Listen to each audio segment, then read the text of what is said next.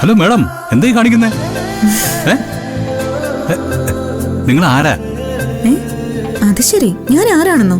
അല്ല മാഡം, ആരാണെന്ന് എനിക്ക് മനസ്സിലായില്ല. ഞാനേ എന്റെ വൈഫ് വരാൻ വേണ്ടി കാത്തിരിക്കായിരുന്നു. അതിനിടയിലാണ് മാഡം വന്നിട്ട് എന്നെ കെട്ടിപ്പിടിച്ച് ഉമ്മയൊക്കെ വെച്ചത്. ഓ, എനിക്കത് ഓർക്കുമ്പോൾ തന്നെ ഒരുമാതിരി ആവുന്നു.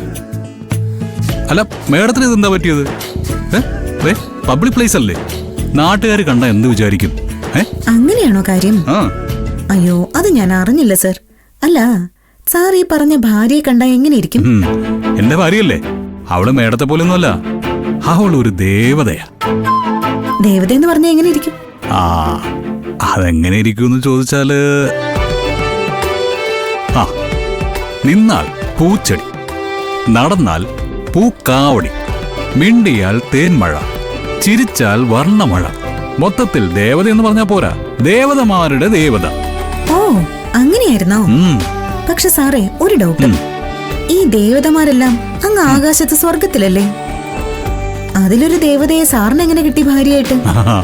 മേഡം, എന്റെ ഭാര്യയും അങ്ങ് ആകാശത്തിലിരിപ്പുണ്ട്, ദേവഗണങ്ങൾക്കിടയിൽ. എന്നിട്ട് എന്റെ സൗന്ദര്യവും മിടുക്കും അറിവും ഒക്കെ കണ്ടിട്ട് ആ ദേവത പതുക്കെ ഇങ്ങിറങ്ങി പോന്നു. ഭൂമിയിൽ വന്ന് എന്നെ കല്യാണം കഴിച്ചു.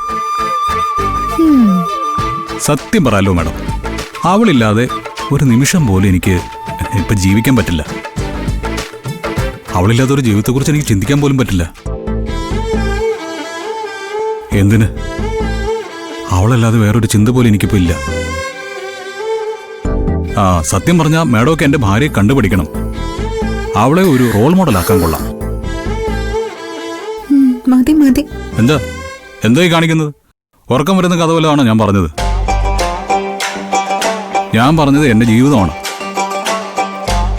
എന്റെ ദേവതയെക്കുറിച്ച് ആലോചിച്ചുകൊണ്ടിരിക്കുമ്പോൾ എന്നെ വന്ന് കെട്ടിപ്പിടിച്ച് ഉമ്മ വെച്ചതും പോരാ, ഇപ്പൊ കോട്ടുമായിട്ട് എന്നെ കളിയാക്കുന്നു. എന്റെ ദേവതയ്ക്ക് മാത്രം ഉമ്മ വയ്ക്കാനുള്ള കവിളിലാ മേഡം കയറി ഉമ്മ വെച്ചത്.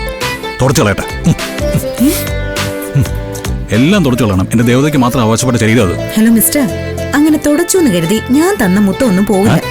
അത് പോകണമെങ്കിൽ ഞാൻ തന്നെ വിചാരിക്കണം. അതെങ്ങനെ?